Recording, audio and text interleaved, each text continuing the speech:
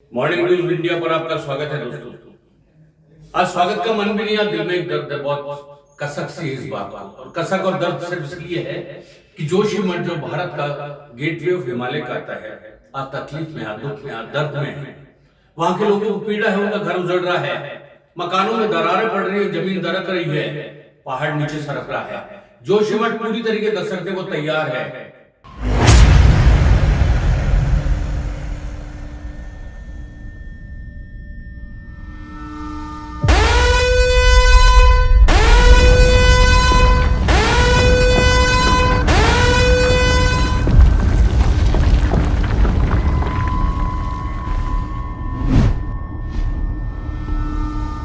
यह दृश्य यूं ही आज से नहीं हुआ है।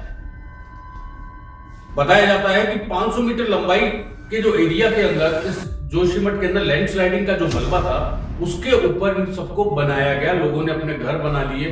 चूंकि ये यात्रियों के लिए बहुत महत्वपूर्ण रास्ता है, यहाँ से बद्रीनाथ के दर्शन के लिए लोग जाते हैं, माना गांव के लिए जाते हैं, तो जोशीमठ आदि शंकराचार्य का भी एक बहुत प्रमुख स्थल है। कुल मिलाकर देखें तो आज स्थिति यह है कि पानी का निकास की व्यवस्था नहीं हुई और वैज्ञानिकों ने बहुत साल पहले, तकरीबन 1.5-2 दशक पहले भी ये चेता दिया गया था कि यदि अब भी इस दिशा में ध्यान नहीं दिया गया तो आने वाला समय बहुत खतरनाक होगा। और ये बात सच भी साबित हुई।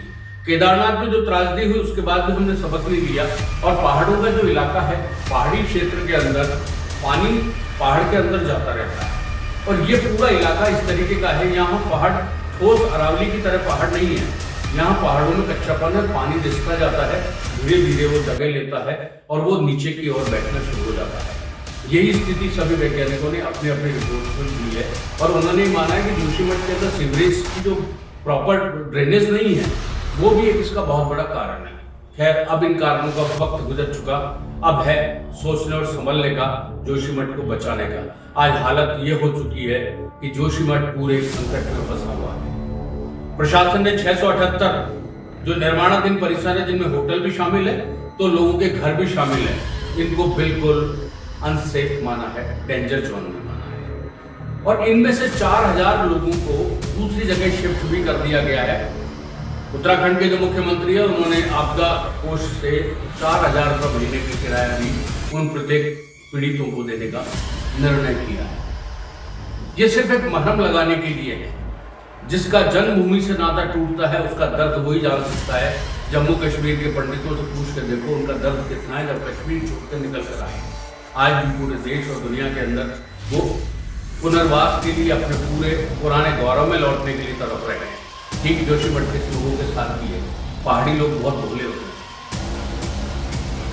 छोटे छोटे घर पहाड़ों पर बनाते हैं और पहाड़ों पर जो खेती होती है वो ढलानुमा होती है।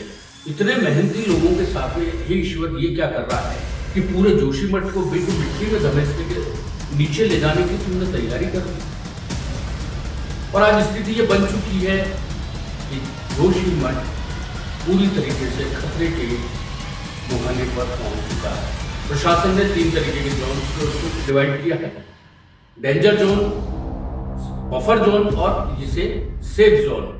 डेंजर जोन जिसको तुरंत इसके ऊपर स्टेप उठा के खाली कराया जा रहा है, सेफ जोन जिसमें दरारी है, अभी नहीं है लेकिन आने की स्थितियां हैं, और बफर जोन में पूरी तरीके से सुरक्षित है।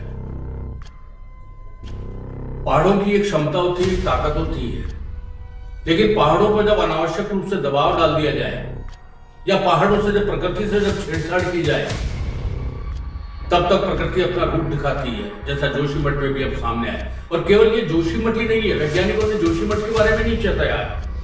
उत्तरकाशी के बारे में भी इस बारे में संकेत दिया है कि वहां भी ये स्थिति पनपेगी। नैनीताल के बारे में भी कहा है कि ये स्थिति वहां भी आ सकती है। सोचने वाली बात है कि हम सब मिलकर कितनी जल्दी इस विपदा से अपने आप को बचा सके, क्योंकि ये सामरिक दृष्टि से बहुत महत्वपूर्ण है। और जब चीन के साथ वार हुआ तो चीन ने इसी रास्ते से आक्रमण किया और बहुत बड़ा हमारा नुकसान भी हुआ। भारत ने उसको समझा और उसके बाद में डेवलपमेंट के काम बहुत तेजी से बढ़ाए। डेवलपमेंट जरूरी है, लेकिन प्रकृति की कीमत पर डेवलपमेंट का कोई वैल्यू नहीं है। पूरी तरीके से आज आप देखेंगे बद्रीनाथ, केदारनाथ, गंगोत्री, यमुनोत्री के पूरे क्षेत्र के अंदर टनल्स का काम चल रहा है। धमाकों के साथ में पहाड़ को तोड़ा जा रहा है। और धमाकों की आवाज इतनी तेज होती है क्योंकि बारूद से उसको जब तोड़ा जा रहा है तो दूर तक उसका शोर सुनाई देता है, कंपन आता है और ये कंपन ही उसको नीचे बैठाया जा रहा है। और दरकने का कारण भी यही है। पहाड़ के ऊपर नींव मकानों की या होटलों की या कोई भी परिसर की ज्यादा सॉलिड नहीं बन सकती है क्योंकि वो ढलानुमा है और दूसरा वो कच्चा है। तो जितना टिक सकता है उसे टिकने के हिसाब से उसका निर्माण किया जाता है। यही कारण है कि आज सारी परिस्थितियों को देखें तो जोशीमठ इस समय पूरी तरीके से संकट में फंसा हुआ है और आज 2 होटलों को तोड़ने की कार्रवाई भी की गई जो वहां की लग्जरी होटलें हैं। जोशीमठ के रहने वाले लोग, वहां के व्यापार मंडल के लोग इस बात से परेशान हैं कि प्रशासन मुआवजा दे तो इस तरीके से जो वाजिब हो और सारे मूल्यांकन और आकलन करके दे ताकि किसी को तकलीफ ना हो। देखना है, ईश्वर से आप हम सब यही प्रार्थना करें और सभी मिलकर वैज्ञानिक अपनी तकनीक का इस तरीके से इस्तेमाल करें कि जोशीमठ बच जाए, क्योंकि ये एक हिंदुओं की आस्था का बहुत बड़ा केंद्र है। ये शंकराचार्य का भी केंद्र है या बद्री विशाल जो भारत के लोगों के लिए एक बहुत महत्वपूर्ण आस्था का विषय है, उनके लिए उनका भी है। वहां तक जाने का रास्ता भी यही है। चीन से मुकाबला करने के लिए भारत की फौज का जाने का रास्ता भी यही है।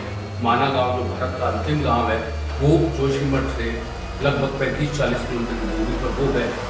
कहने का आशय है कि जोशीमठ बचना चाहिए, शासन प्रशासन को या राजनीति को छोड़ देना चाहिए या उत्तराखंड के पूर्व मुख्यमंत्री हरीश रावत की इस बात को गंभीरता से लेना चाहिए कि जोशीमठ को वहां से हटाकर एक नए और सुरक्षित स्थान पर बसाया जाना चाहिए।